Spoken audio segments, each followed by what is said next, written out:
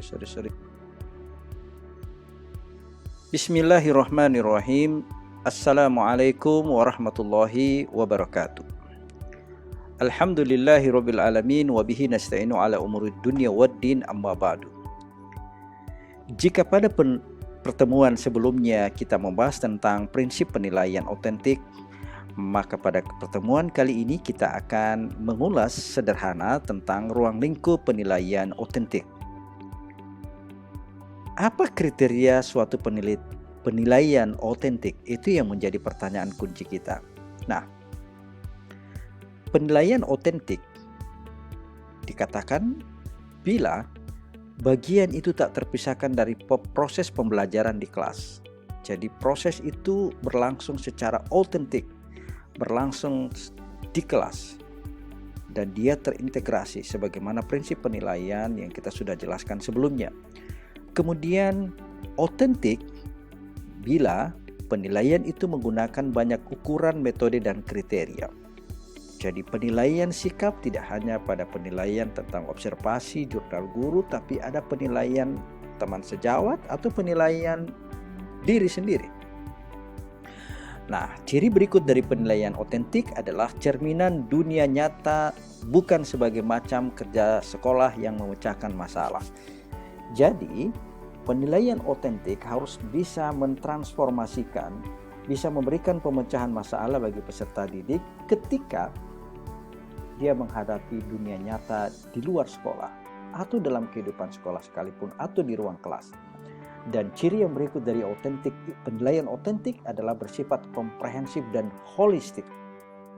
Penilaian tidak hanya melihat satu aspek dari peserta didik, tapi banyak aspek. Sebab aspek-aspek itu saling bersinggungan, saling berinteraksi, dan saling mempunyai pengaruh yang cukup signifikan. Nah, apa saja ruang lingkup penilaian otentik?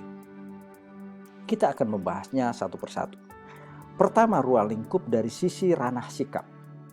Jika kita melihat penilaian otentik dari aspek ranah sikap, kita akan melihat tingkatan pencapaian penilaian ranah sikap. Nah, sikap yang terbaik adalah sikap yang menjadikan sesuatu objek menjadi pola hidupnya. Nah, untuk mencapai hal tersebut, kita harus melewati beberapa tahapan dalam proses pembentukan sikap yang sempurna dalam proses pembelajaran. Pertama adalah menerima. Peserta didik yang mempunyai sikap menerima segala suatu konsep itu akan membentuk sikap yang terbaik. Misalnya, kesediaan menerima itu adalah kesediaan menerima suatu nilai dan memberikan perhatian terhadap nilai tersebut.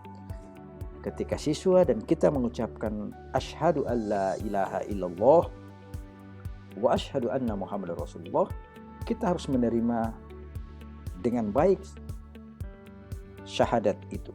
Itu tingkatan pertama dari sikap. Kemudian setelah diterima adalah menanggapi, kesediaan menjawab suatu nilai dan ada rasa kepuasan dalam membicarakan nilai tersebut. Bukankah kita sering mendengar apabila dibacakan ayat-ayat Al-Quran maka gemetarlah hati mereka.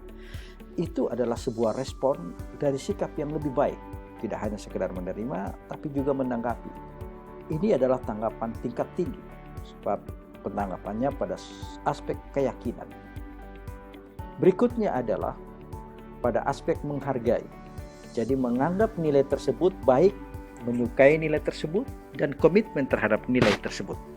Dia istiqomah. Jika Islam diyakini sebagai sebuah nilai, dia akan istiqomah dengan nilai-nilai yang dia yakini tersebut. Lalu yang berikut adalah tingkatan dari perubahan sikap seseorang adalah bisa dilihat dari mengatur diri atau organization. Jadi memasukkan nilai tersebut sebagai bagian dari sistem nilai dirinya. Dan yang terakhir adalah perubahan sikap yang terbaik adalah menjadikan suatu objek, suatu nilai tertentu, mengembangkan nilai tersebut sebagai ciri dalam dirinya dalam berpikir, berkata, berkomunikasi, dan bertindak.